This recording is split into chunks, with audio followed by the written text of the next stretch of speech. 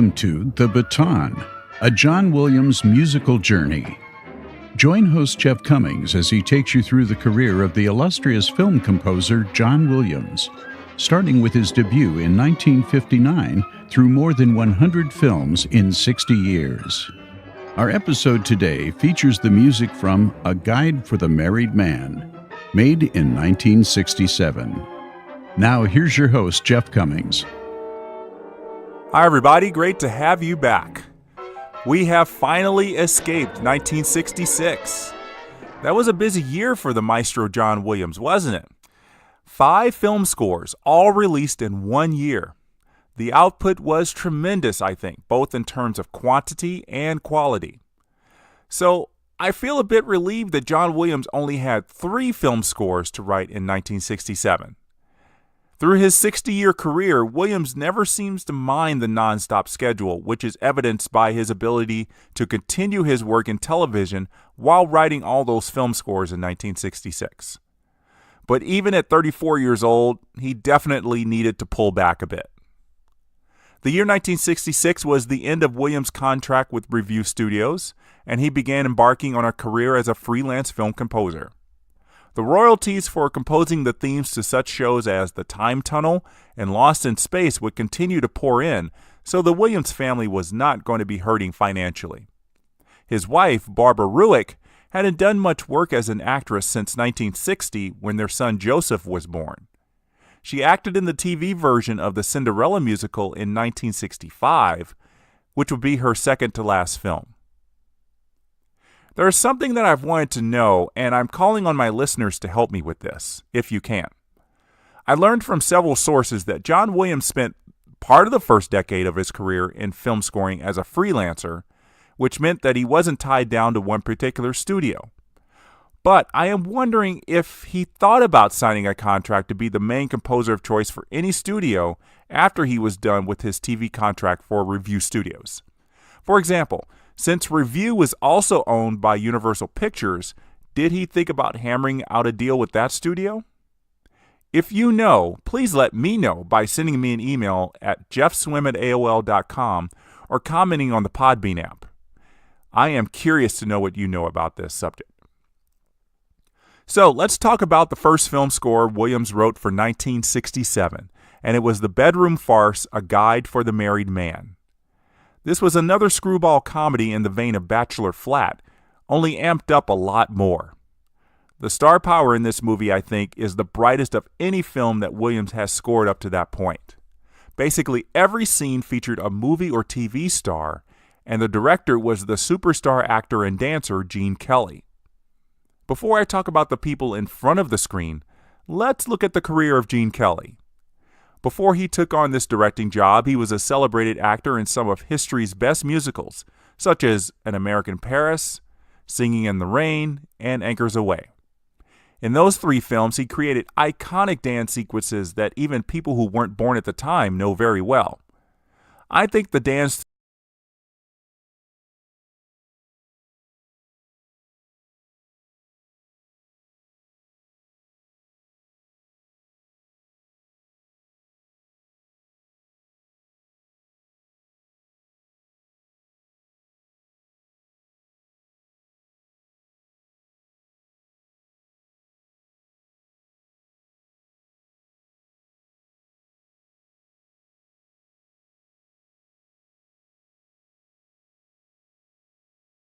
started working behind the camera and directed several films.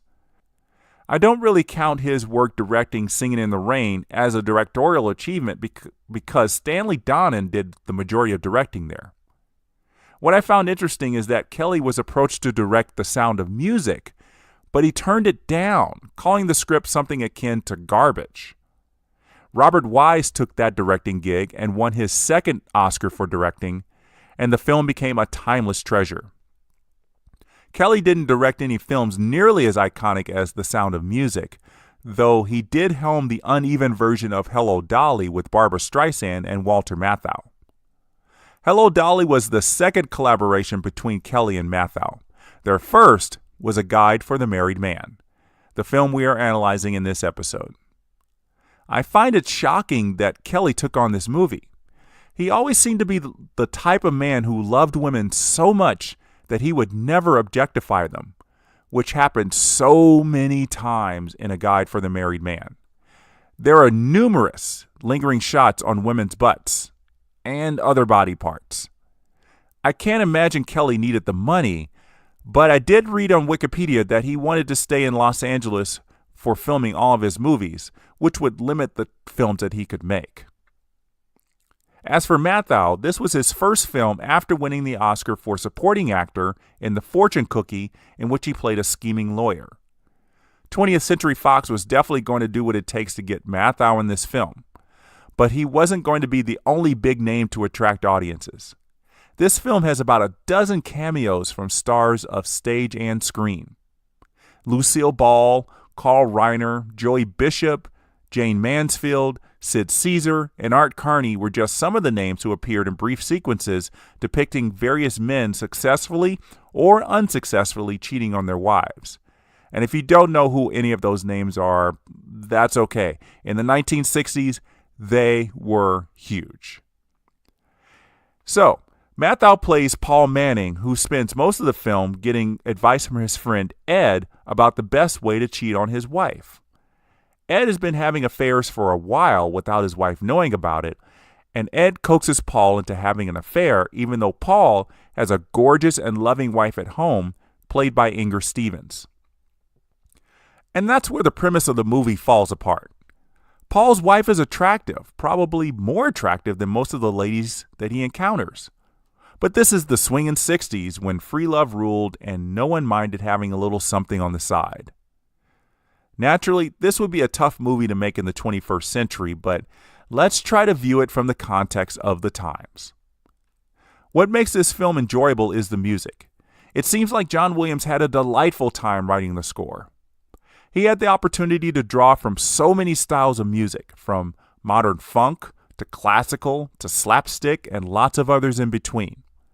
Most of the music comes during what I will call the instruction scenes, the little stories that Ed tells Paul about men he knows who had affairs. As a side note, it's interesting that the word affair never pops up in the film. I think the morality code at the time forbade the use of that word, so they use so many other synonyms to get around it. So, the music takes center stage on pretty much all of these instruction scenes, since many of them play without dialogue. I bet John Williams smiled big when Gene Kelly showed him the film and commented on the number of scenes that really needed to rely on music. Whether Kelly demanded that certain scenes get certain types of music, I don't know, but surely Williams was going to relish the opportunity to show off his versatility as a composer. I think if Williams needed to prove to a director or producer that he was ideal for any of his future jobs, he could have used A Guide for the Married Man as a highlight reel. You'll find pretty much every style of music in this one film. The prologue takes us through 3 eras in history for no real reason except to show us some silly quotes about marriage through an animated opening sequence.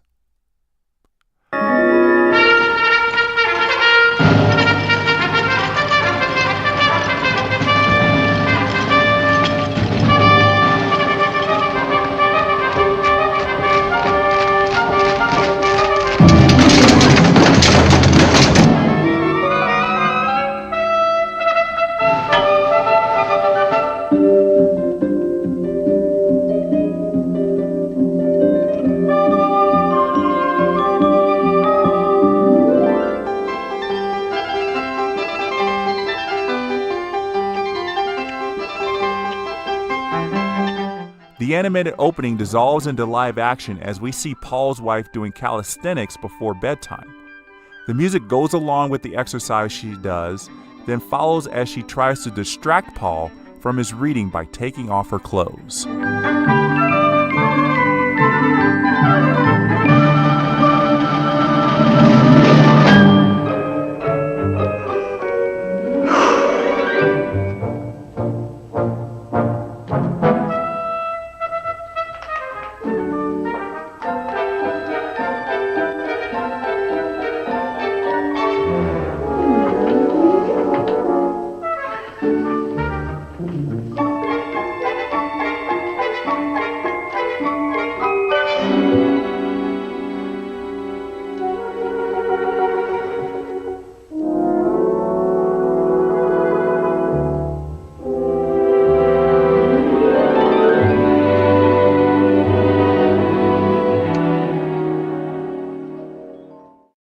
Paul, strangely enough, doesn't notice his naked wife standing in front of him and rebukes her sexual advances. If you watch this movie, you'll see that Paul is crazy about women, and I found it so odd that he would not make any sort of comment about his attractive wife. So this rebuke goes into the next day when Paul goes to work. Playing over his drive to the office is an original song composed by Williams and Leslie Bricusse. Here's a listen to the song as performed by the Turtles in an unabashedly 60s pop style.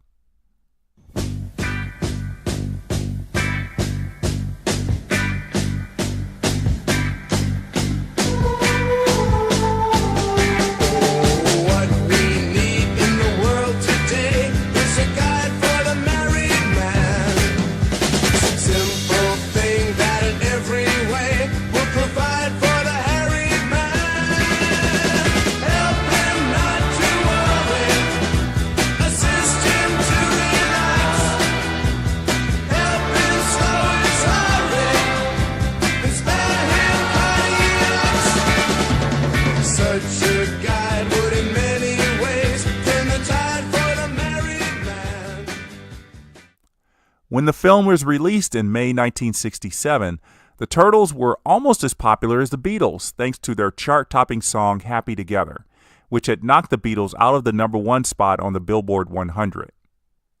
A Guide for the Married Man was a part of the Happy Together album, but didn't get anywhere near as popular as Happy Together, the song. The lyricist Leslie Bricusse was a busy man in 1967, writing songs for 5 films. In addition to the title song for A Guide for the Married Man, Bricusse wrote the music and lyrics for the 15 songs in the box office flop Dr. Dolittle. Though that movie was a flop, Bricusse won an Oscar for original song for Talk to the Animals. Talk to the animals. It's a miracle.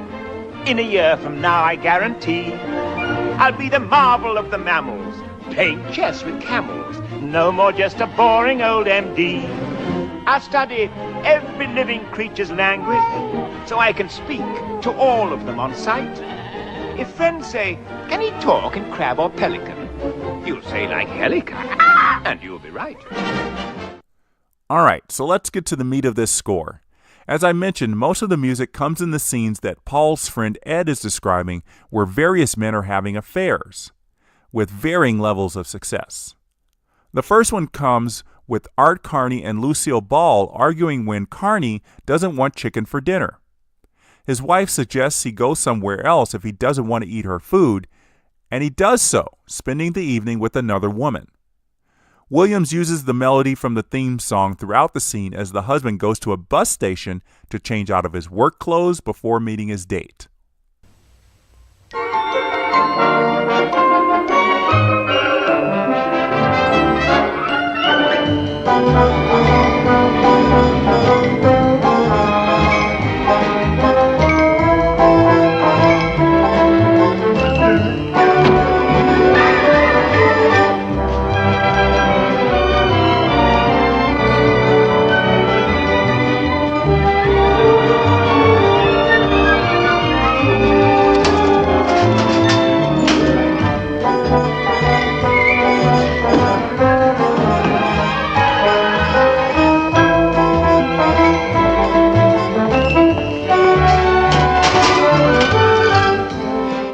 Williams changes gears and composes some source music for the two to dance to at a club, then goes back to the main theme as the husband leaves his girlfriend's house the next morning.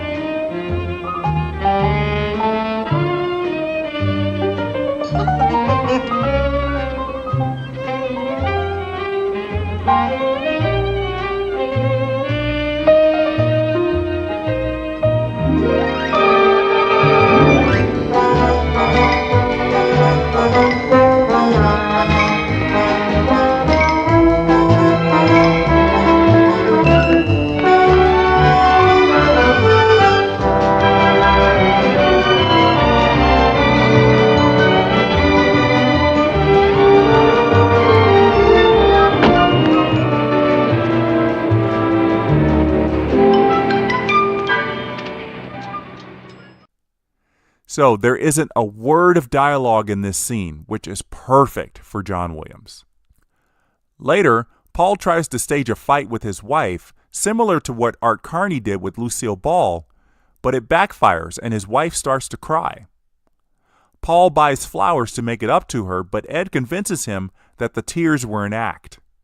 So, Paul throws away the flowers and plans to assert his authority over the household. Williams uses the main theme as a march this time, then scores Matthau's pratfall on the stairs inside the house to close out the music.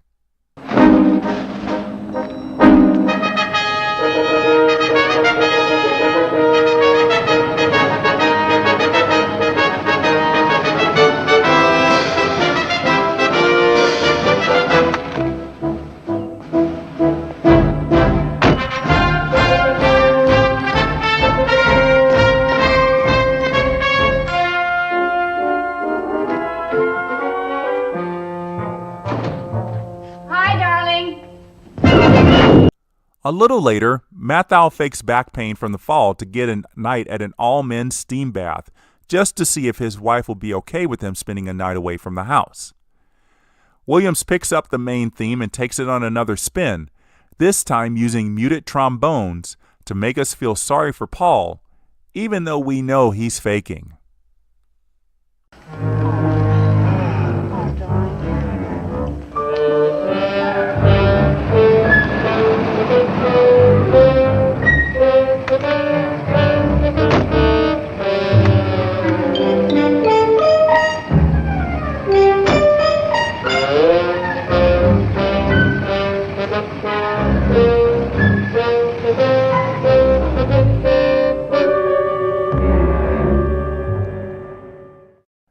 And now we come to my favorite musical sequence in the film, and I'm not alone. I read a couple reviews of the score online, and all of them point to this as a highlight for Williams. It comes again in an instruction scene featuring Carl Reiner this time as a famous actor planning one night of passion with a new arrival on the studio lot. This 4-minute scene is again dialogue-free as the two travel to a remote inn somewhere in the middle of Italy, flying from Los Angeles in opposite directions to evade suspicion.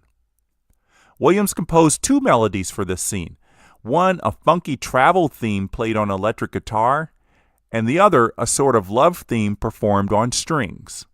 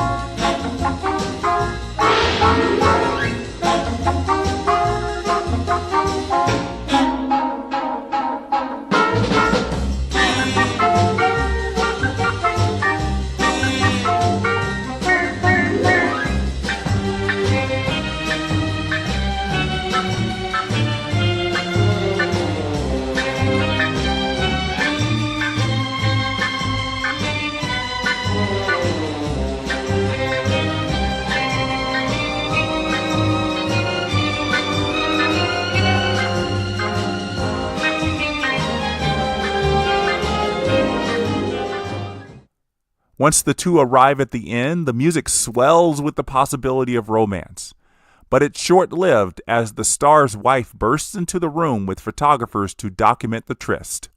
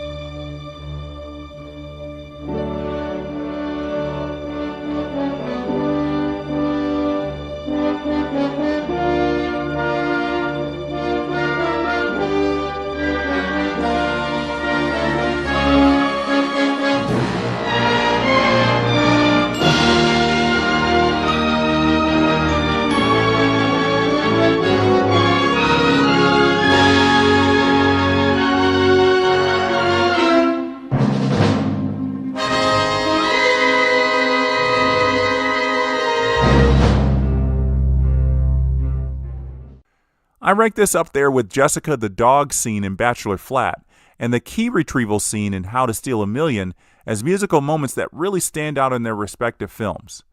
The music pretty much tells the story, especially the last 30 seconds or so. If you watch the film, you will see the dots moving around the globe to signify each person's travel. That's similar to what Spielberg will do in the Indiana Jones movies, so I wonder if Williams reached back into his work on this film for inspiration. Musically, the two ideas are not identical, though. In A Guide for the Married Man, the music has to be comical. In the Indiana Jones film, there is a romanticized tone to the action as we see the journey on the maps. Different approaches, but both trying to help tell the story. Another fun scene features the comedian Sid Caesar, who gained fame in the variety TV program Your Show of Shows in the 1950s. In this scene, Caesar is out to dinner with his lover and is spotted by Paul, who comes to the restaurant to see if it's a good place to take his future potential lover. Sid Caesar's character sees Paul at the front door and tries to sneak out using the table as a cover, but it doesn't work.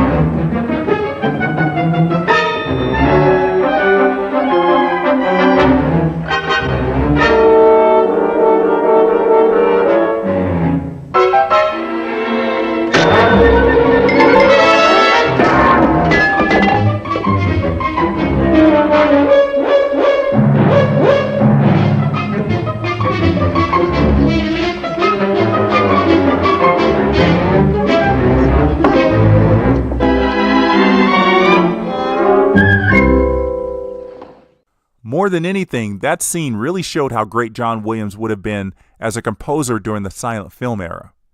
The actors are mouthing their words, and he uses a lot of instruments to convey those words, including a run on the French horn when the woman Sid Caesar is seeing gets mad. After about an hour of the film, Paul is finally ready for a trial run. He rents a car and Ed goes along to make sure Paul is on the right track with his pick of the right hideaway for drinks or dinner, then make sure he picks the best motel. Williams wrote music for this sequence, but I will save it for later because it's the exact same music played when Paul actually takes a woman out on the town. The woman that catches Paul's eye is a client of his, a divorcee who is looking for ways to invest the money she's getting from her ex-husband's alimony. The two play footsie under the table during a montage, after which Paul gets ready to hatch his plan.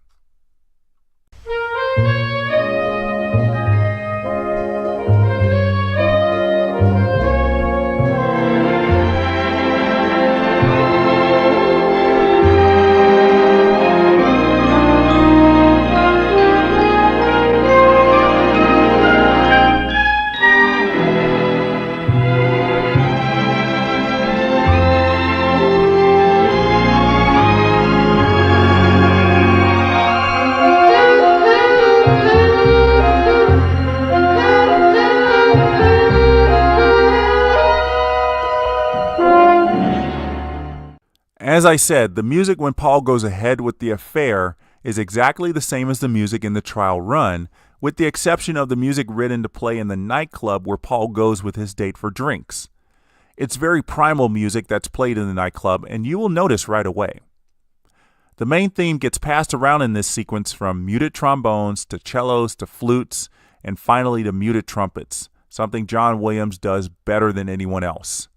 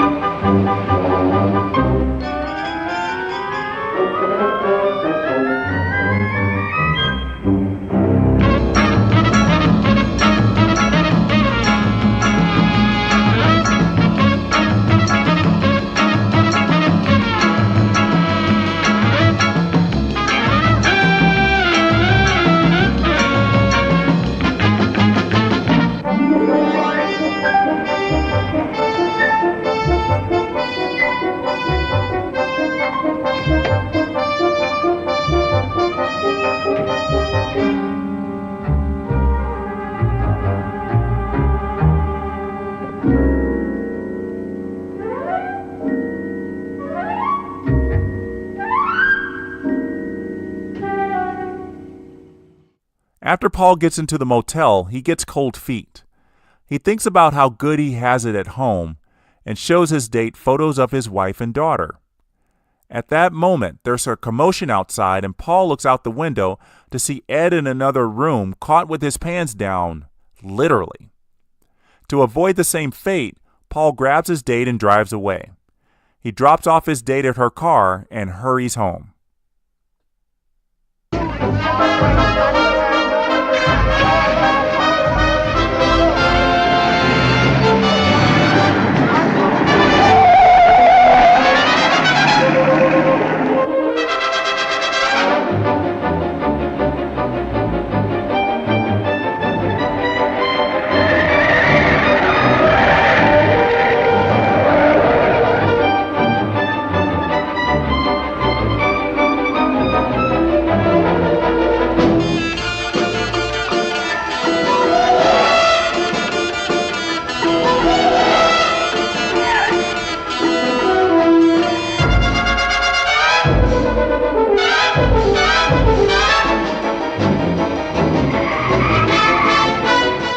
When Paul gets home, the music quiets down.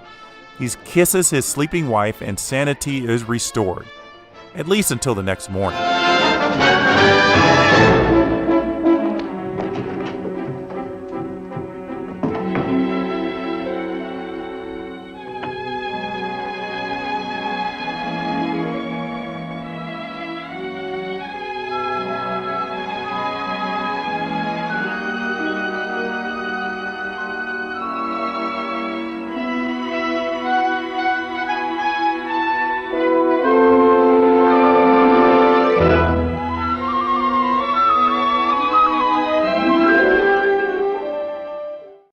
Paul sees his attractive neighbor the next morning and makes a conscious decision to avoid all beautiful women.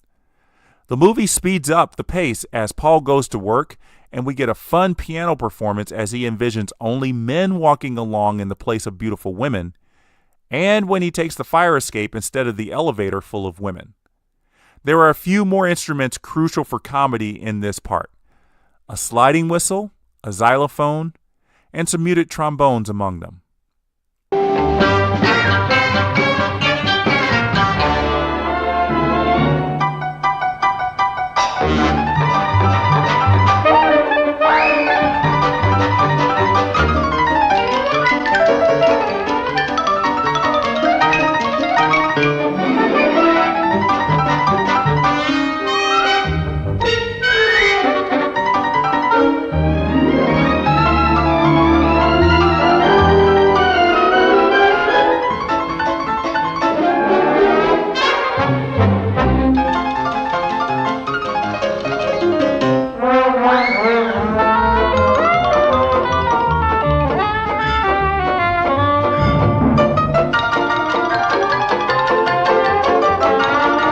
Paul runs home and hugs his waiting wife and child.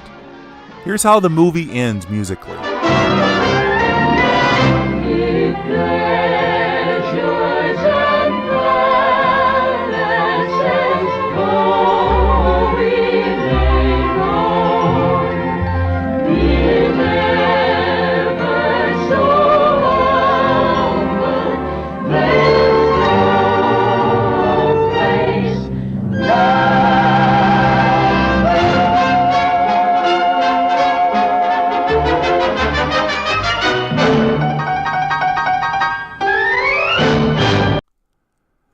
Well, that was a pretty fun trip through the score of A Guide for the Married Man.